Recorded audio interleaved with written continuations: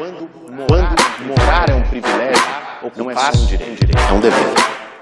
Oi, gente. Eu sou o Guilherme Boulos, da rede de colunistas da Mídia Ninja, e estou aqui hoje para falar sobre o problema da moradia e as ocupações de terra no Brasil. Tem gente que acha que as pessoas que ocupam terra ocupam porque são vagabundos, que querem fazer bagunça. Olha, será que é isso mesmo? Em primeiro lugar, nós temos que falar aqui sobre o direito à propriedade. Muita gente que critica as ocupações, que diz que é ilegal, que é absurdo, que é tomar o que é dos outros, esquece uma coisinha. No Brasil, o direito à propriedade privada não é absoluto. A Constituição diz sim que as pessoas podem ter uma propriedade, mas coloca que essa propriedade tem que cumprir uma função social. Uma propriedade que está numa situação ociosa, vazia, jogada, abandonada, está em situação ilegal. Ela não está cumprindo a função social. E a ocupação busca exatamente garantir que ela cumpra uma função. No caso, uma função de moradia popular. A lógica das nossas cidades não é feita para atender o direito da maioria, mas para assegurar o lucro de alguns. As grandes construtoras e empreiteiras têm um poder imenso no Brasil. Nós sabemos, financiam as campanhas eleitorais de quase todos os partidos. Com isso, as construtoras ganham uma enorme influência nas decisões de política urbana. Para onde vai cada terra? Onde vai ser construído o shopping, o hospital, a casa? Isso acaba por aprofundar, agravar o problema da especulação imobiliária, que é quando os terrenos começam a valorizar demais. A princípio pode parecer uma coisa boa, a cidade está se valorizando, muito pelo contrário. A valorização exclui a maioria, que é quem não tem como pagar por ela. O que acontece com isso é que tem mais gente sem conseguir pagar aluguel, mais gente sem teto. As nossas cidades, por isso tudo, acabaram por se tornar uma verdadeira máquina de criar sem teto. Tem uma outra coisa que é parte disso. De um lado, tem muita gente sem casa. De outro, muita casa sem gente.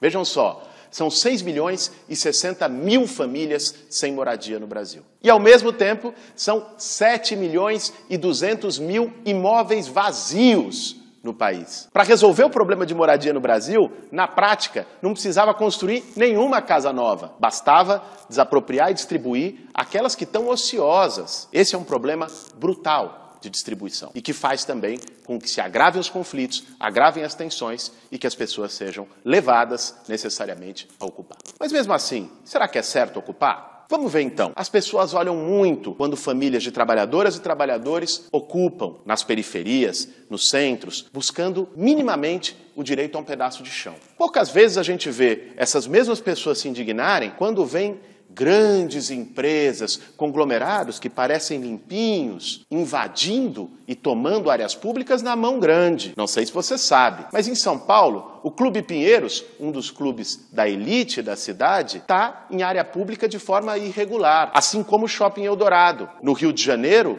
em Paraty, uma mansão dos Marinho, donos da TV Globo, invadindo irregularmente a área de preservação ambiental. Em Brasília, várias mansões de políticos no Lago Sul estão também em invasão de área pública. Quando uma grande empresa, um shopping, um clube, entra numa área pública para lucrar, para ter um benefício para ele, isso sim é invasão. Agora, quando milhares de pessoas que não têm onde morar, não têm acesso a esse direito básico garantido na Constituição, entram numa terra, isso é ocupação. Pensa só, alguém que tem uma renda baixa, consegue um financiamento de casa num banco? A grande maioria dos brasileiros não tem condições de ter acesso à moradia dessa forma. Ocupar não é uma escolha, é resultado para milhões de pessoas de uma falta de escolha. Ninguém leva seus filhos para ficar num barraco de lona, pisando no barro porque gosta, porque acham bonito. As pessoas que ocupam terra, ocupam porque não tem outra alternativa para morar e para lutar por um direito que é básico de todos nós. Mas de onde essas pessoas vêm? Ora,